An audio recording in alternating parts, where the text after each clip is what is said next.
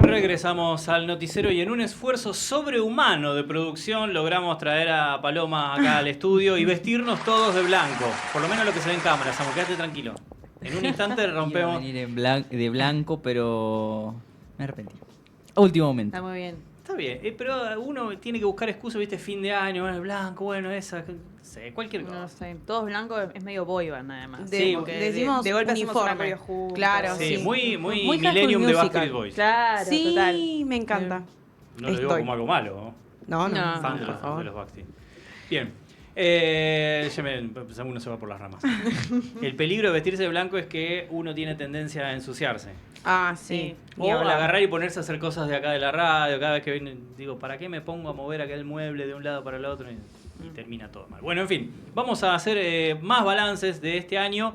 Ahí en el chat de la comunidad Punto Cero, por ahí uno de los momentazos tiraron fue Javier Milei bailando en el Movistar Arena. Yo creo que si tenemos que empezar a enumerar como momentos, así como hitazos en el bueno y en el mal sentido de la palabra de este año, creo que lo de el presidente cantando a los gritos desaforados en el Movistar Arena me parece que es uno de ellos. Sí, yo Ni ese hablar. fantaseo con cómo se estudiará esto en el futuro, como me imagino niños en el secundario y en las universidades estudiando historia argentina y estudiando como ojalá sea el único mandato de Javier Milei y alguien que efectivamente se va a dedicar a estudiar como todos esos eventos delirantes del tipo y describiendo, bueno, hizo un Movistar Arena y no obstante a la gente no le molestó tanto. Imagínate, Después lo votaron de nuevo.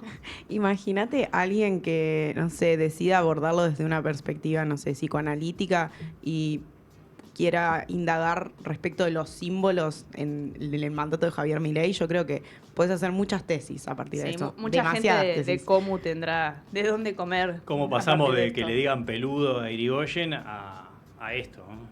No, ni hablar. Y ayer cuando hablábamos con Azul de, bueno, ¿cómo vamos a iniciar este balance?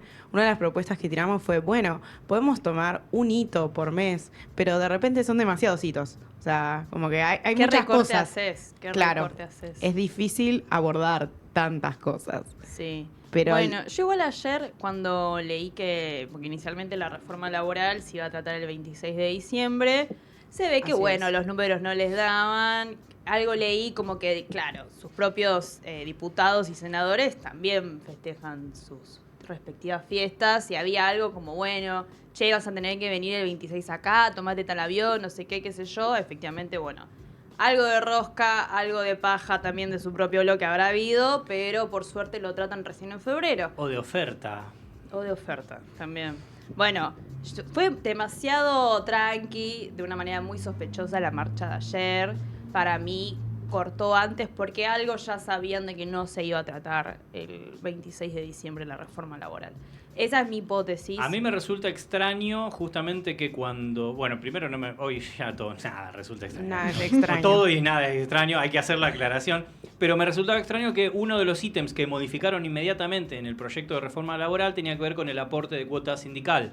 Y eso lograron eliminarlo, es decir, a los sindicatos, a los gremios no les termina afectando el ingreso de la cuota. A partir de eso, digo, si ese ítem particular lo eliminaron y se pusieron de acuerdo, digo, la defensa por parte de las agrupaciones, las organizaciones, no sé si va a ser tanto. Yo quisiera creer, algo de esperanza, de algo me tengo que aferrar, yo quisiera creer que sí, y elijo entender que la marcha fue corta y en un horario bastante malo, porque se ve que algo de antemano sabrían de que se iba a tratar recién en febrero y que probablemente estén rosqueando algo de, bueno, mirá, yo, esto que decís vos, no te toqué la cuota sindical, vos permitime tal o cual artículo, tal o cual capítulo de la reforma. Veremos qué nos depara para el 10 de febrero. Sí, porque agregando a eso también hay un ítem que es importante para los sindicatos, para los sectores del núcleo trabajador, que es el declarar esencial a casi todas las actividades, y eso Sí. requiere que tengas un 50 o un 75% de presentismo y de actividad regular. Entonces, también ahí hay cosas que se afectan. Es algo de lo que hubiese peleado un sindicato, el derecho a huelga, el derecho constitucional, por cierto. Esas cosas es lo que me permite dudar mucho de la participación, más allá de 2 años de La plancha. silencio estampa por parte Sí. de CGT, de ATE, de todo lo que fuese organización de trabajadores. Pero bueno, seguimos Sí. con balance. Paloma, nosotros hace un ratito tiramos algún hecho destacable pero positivo de cada uno. Te invito también que vayas pensando algo decir del año, porque cuando hacemos balance, y este año particularmente, terminan siendo cosas, a veces nos vamos por las ramas y terminan siendo, sí, negativas, algo como para tampoco estar tan mal, porque hay cosas para destacar. Ya algunas lo hicimos en bloques anteriores, así que andá pensándote algo que diga, che, este año estuvo bueno tal cosa. Puede ser en el rubro que se te ocurra, ¿sí? Algo que justamente dejé y deslicé al principio del programa, y ahora que la tenemos a Palo también acá, le invito a que opine, es que justamente hace unos días se hizo una nota en el portal de Punto Cero acerca de la salida de Bullrich finalmente de lo que es el Ministerio de Seguridad, un cargo que ocupó durante este gobierno, 2 años, ¿sí? El gobierno de Mauricio Macri también, 4 años anteriormente. Y había hecho también algo similar durante la alianza. De hecho, justamente a ella, ahora que es senadora nacional, una de las tareas que va a tener es justamente que salga la reforma laboral. Es quien va a liderar todo este proyecto, que ya lo había hecho, ¿sí? Justamente es la que permitió que se haga la reforma laboral en el 2000-2001, si no me equivoco. Ahora voy a buscar el dato concreto, ¿sí? Y que había permitido justamente la reducción de salarios y de jubilaciones hasta un 13%, ¿sí? Entre otras cosas. Sí, creo que fue en el 2001. Sí. Siempre icónica, Patricia, ¿no? Siempre haciendo cosas por el pueblo argentino, para nada siendo una infiltrada dentro de las organizaciones político-militares, para nada siendo representante del poder oligárquico de este país y apostando siempre contra los trabajadores. Divina, yo la aprecio mucho, Patricia. Si algún día llega a escuchar esto, te mando un abrazo enorme, Pato, yo te quiero mucho. Acá lo encontré de la nota justamente y me cito. Precisamente desde el Gobierno Nacional ratificaron que será Patricia Bullrich la responsable del avance y sanción de la reforma laboral en el Congreso. Coincidencia o no, es la misma representante que durante la gestión de la Alianza, ¿sí?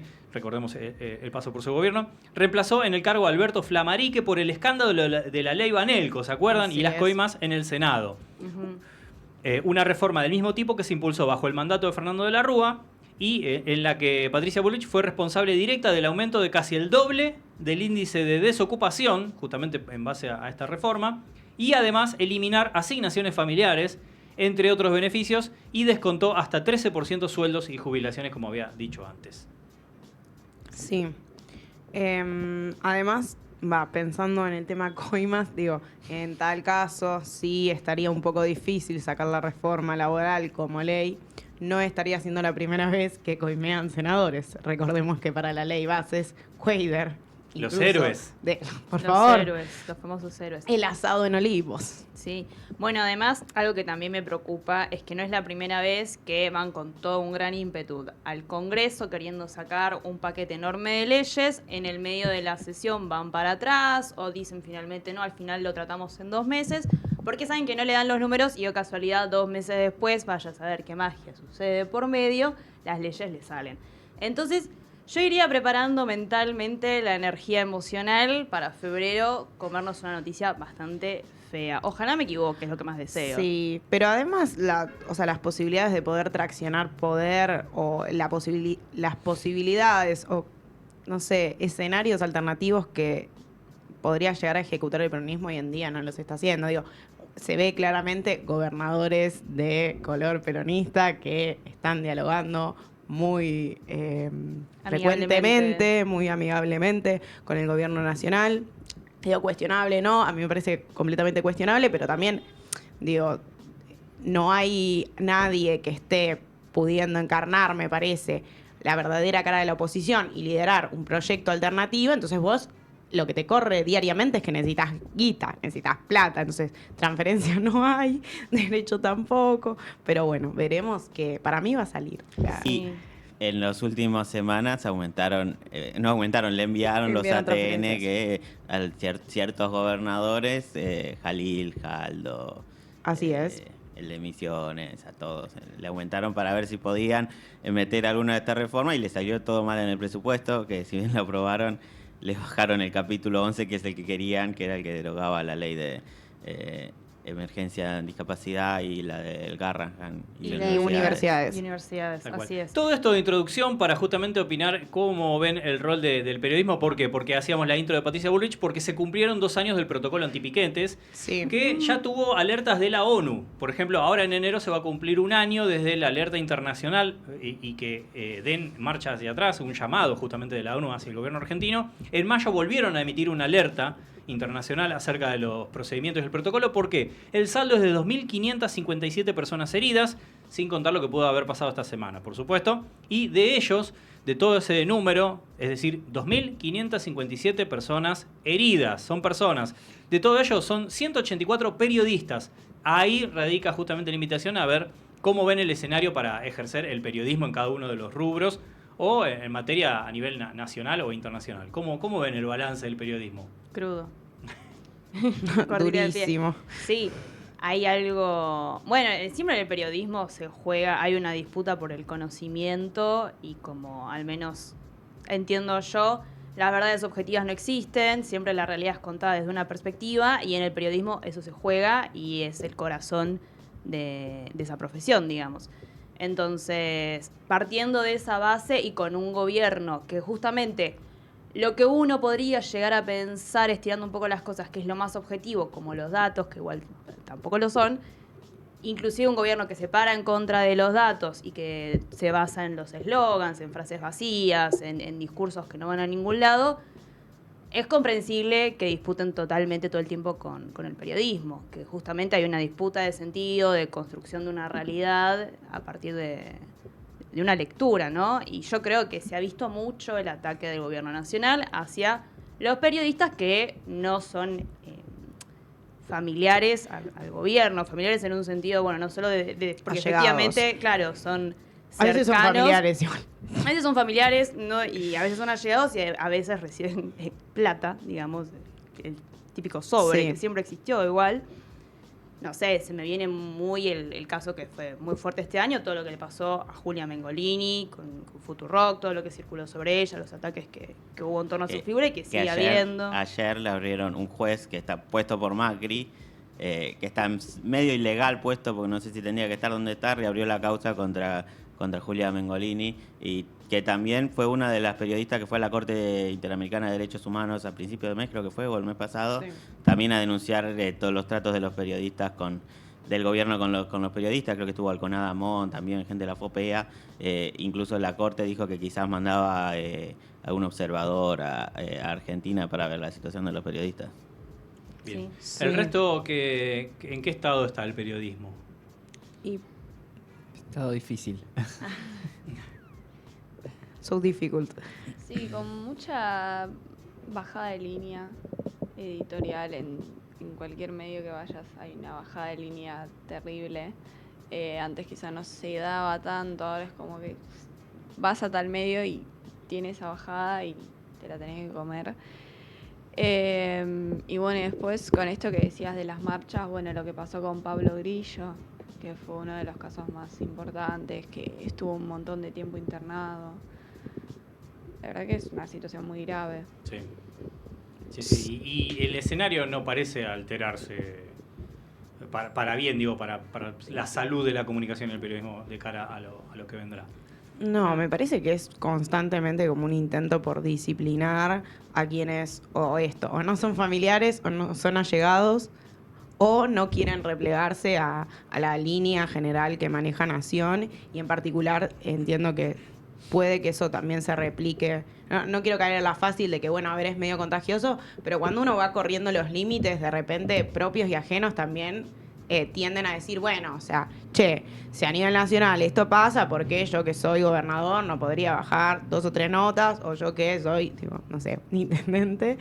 Pero me parece que da cuenta de esto, no sé si hay verdaderamente un gran reclamo social y como un intento de construcción de un poder popular, pero sí hay en algunas ocasiones movilizaciones, y lo que me parece que están intentando hacer constantemente es poder sofocar eso mediante herramientas o mecanismos de poder como son estos. O sea, Pablo Grillo me parece el ejemplo que lo trae Lu más claro, que realmente, digo, gracias a Dios está bien, pero Y podría gracias no también al estarlo. ejercicio periodístico del fotorreportaje, porque tenemos imágenes y videos de lo que aconteció, porque si no hubiese quedado una historia similar a la de, por ejemplo, y más allá de cualquier detalle, a lo de Santiago Maldonado. Ni No hablar. tenés información al respecto. Ni Entonces hablar. queda en una versión y generalmente siempre queda la versión oficial. A los Sí. gobiernos anteriores también tuvieron sus Maldonados y sus grillos, No, sí, obviamente. sí. No estamos atacando solo un punto de vista, sino justamente un sistema, en este caso gubernamental, que hace ejercicio de la coerción con la violencia, con la represión y con justamente el valor que tiene que tener el ejercicio periodístico del otro lado para testimoniar eso.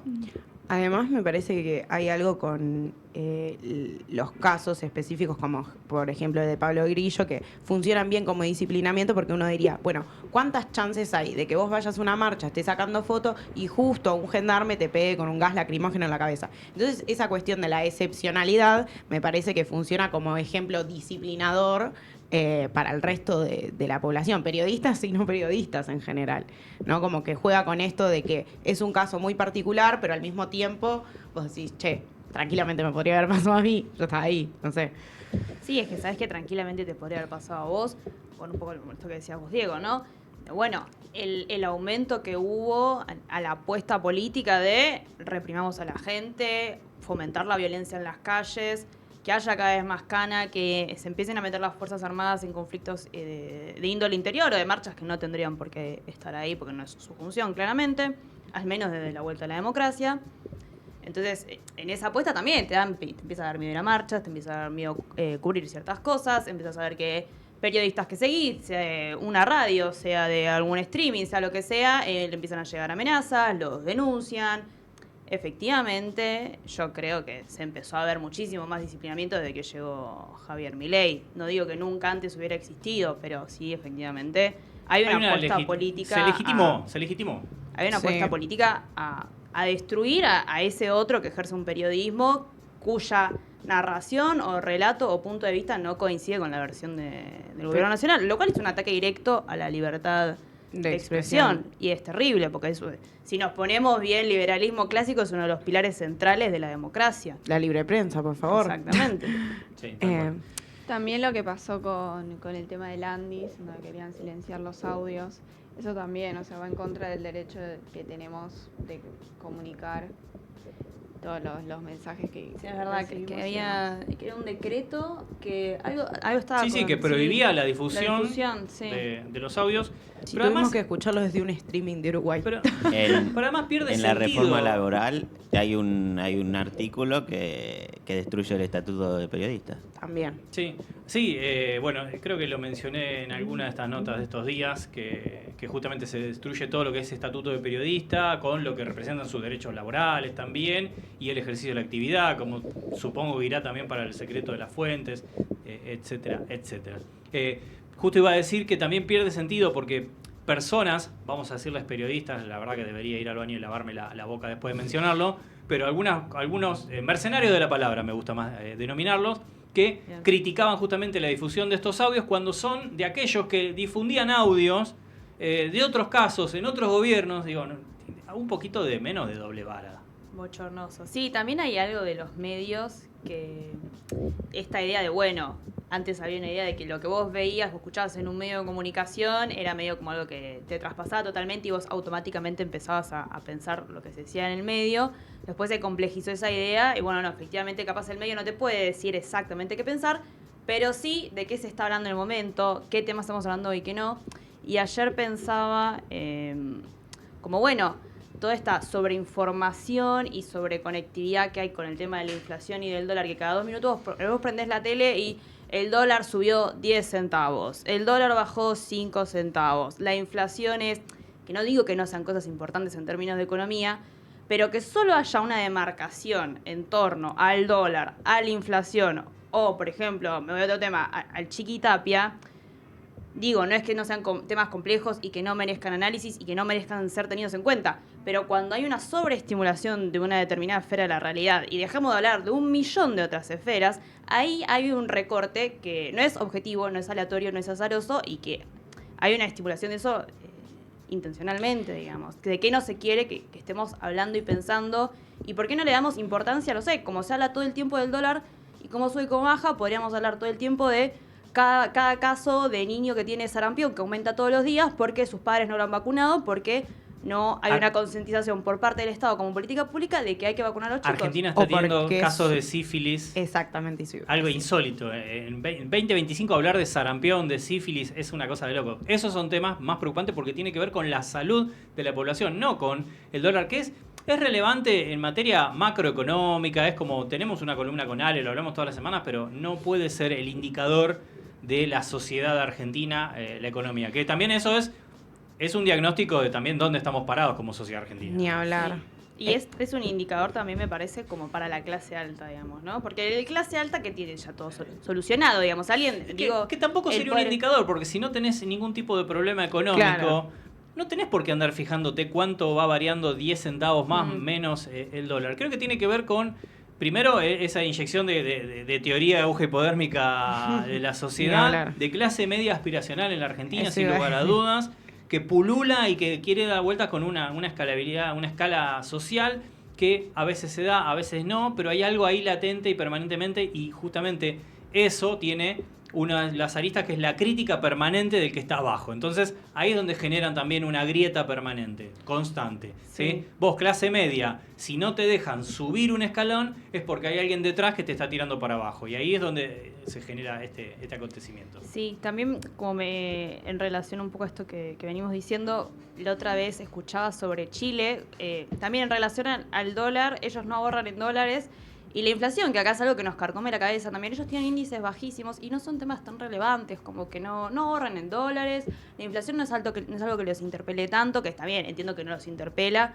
porque no los afecta, pero también hay algo de ese círculo que se retroalimenta, ¿no? Porque también la inflación tiene algo claramente del orden de lo subjetivo, aunque venga un liberal súper ortodoxo y me diga, no, zurdita es Sí. porque se imprime mucho dinero, hay algo efectivamente de la expectativa todo el tiempo de la oferta y la demanda que hace que se juegue con la inflación y que a su vez repercute con el anclaje del dólar y con la especulación financiera. Digo, no se puede ignorar lo subjetivo en todo eso y justamente, de nuevo, lo anclo con los medios de comunicación, estamos todo el tiempo hablando y pensando en eso. Y también me parece que quería decir tres cosas con el tema este del dólar y bueno, la cuestión esta, ¿no? La disyuntiva de si la clase media, qué sé yo. Primero, en primer lugar, la clase media hoy en día está desacoplada. O sea, vos tenés un percentil que está, si no se cayó, está ahí tipo, por favor, agarrando con uñas porque realmente no llega. Y después, para dar el salto cualitativo y cuantitativo, vos necesitas como 4 palos más que, a ver, tipo, entre fantasmas no vamos a pisar la sábana. Todos somos la clase media que está así.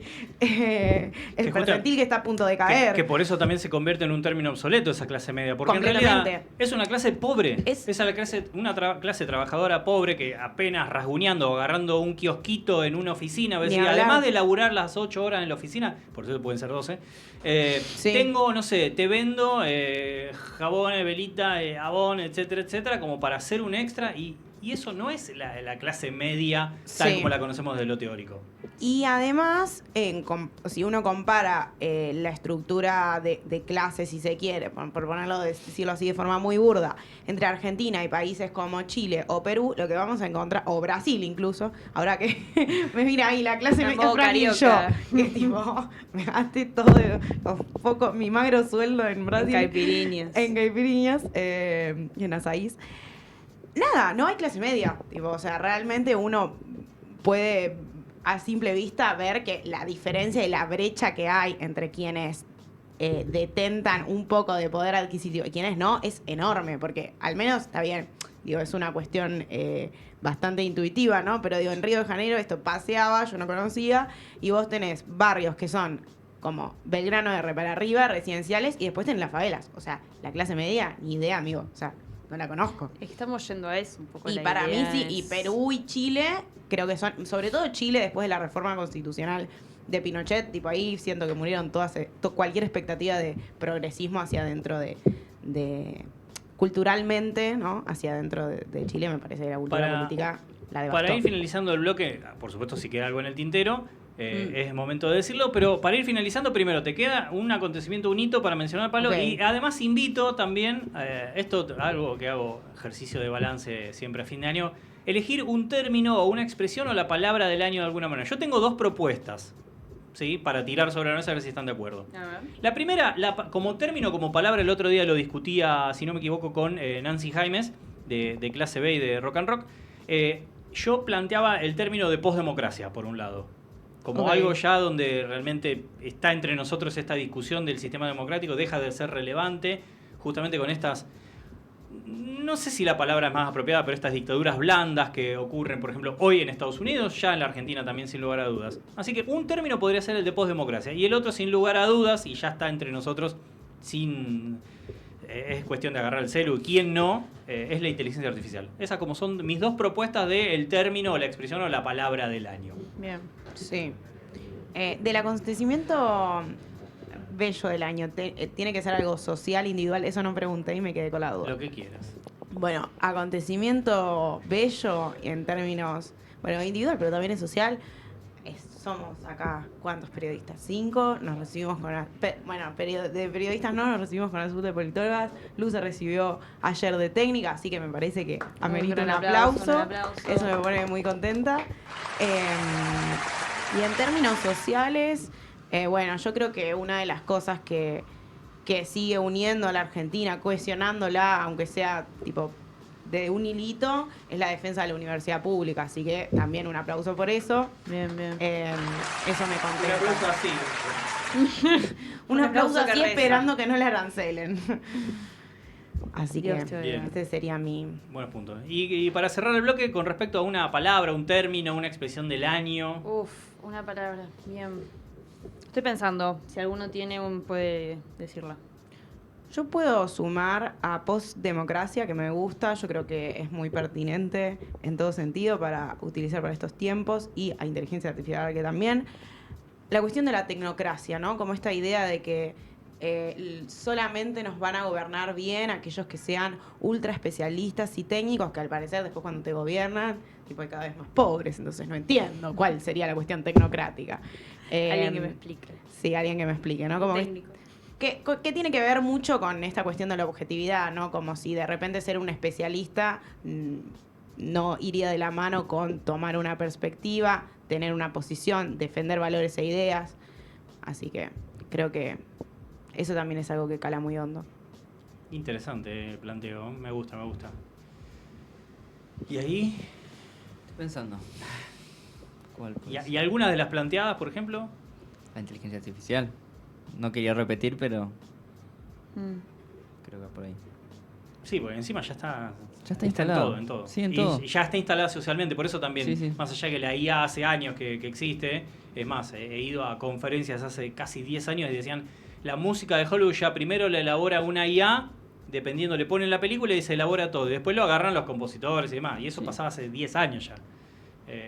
Sí. Pero sí, hoy ya está directamente entre nosotros y, no sé, una abuela te está mandando algo ya hecho con IA, cosa que Sí, a que mí lo que más caló me profundo. perturba de la IA es justamente eso, como la pérdida del criterio de la verdad con las imágenes y los videos. Como que de golpe vos ves algo que antes te das cuenta, no, esto es retrucho, es de Ya una no te IA. das cuenta si es verdad o es mentira. Y eso es un peligro de golpe, porque es tremendo. Dejás de perder el criterio de la verdad y de la mentira en algo que es de la visión. Y la otra vez escuchaba que, bueno, la cultura global, digamos, de todos, está muy interpelada por lo visual de todos los sentidos. Es el sentido que más le prestamos atención de todos, no tanto el olfativo, el auditivo, que sí son importantes.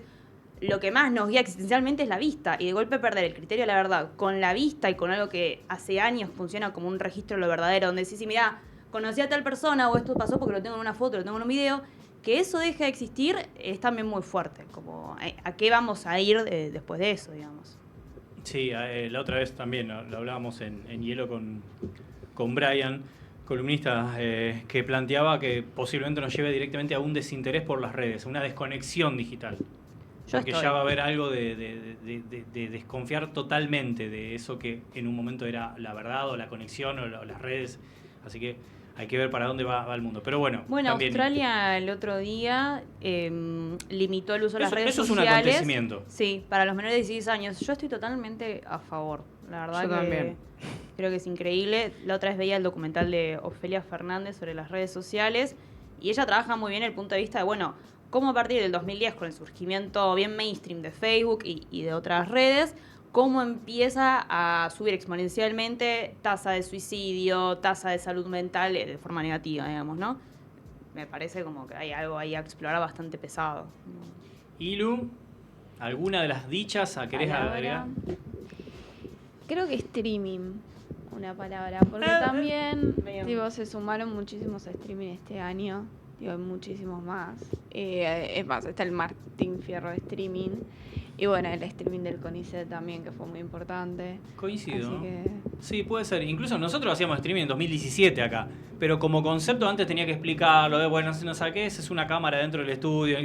Y hoy ya quedó súper naturalizado esto que es la radio online, el streaming. Sí. Me gusta. Se suma también a la lista. Sí. Bien, Totalmente, bien. totalmente. Aparte, como antes era, siento algo como el trap en su momento, ¿no? Era como algo re emergente que de repente venía de las bases, ¿no? De la gente, y ahora como, claro, la CGT tiene un streaming, tipo, como que ahí siento que, ok, ya se institucionalizó. Como que hay un señor que es sindicalista que va Haciendo y un hace streaming. Bien, bien. Es más, podemos tirar después la encuestita en el chat de la radio que hacemos este ejercicio siempre, tirando ahí 4 o 5 palabras de las que se dijeron acá, a ver cuál es la palabra del año. Y el domingo en el especial lo podemos seguir ampliando y discutiendo seguramente. Bien, me parece. Nahue, ¿tenés alguna palabra para aportar? ¿Alguna de las que se dijeron? Y si no, nos vamos a ir a la música. Vos definís todo. ¿Vamos a la música? Bien, listo. Entonces Nahuel decide que vamos a escuchar una canción y volver para el último bloque. Seguimos con balance de este año y alguna información, porque dentro de lo que se habla siempre hay novedades también. Así que ya volvemos.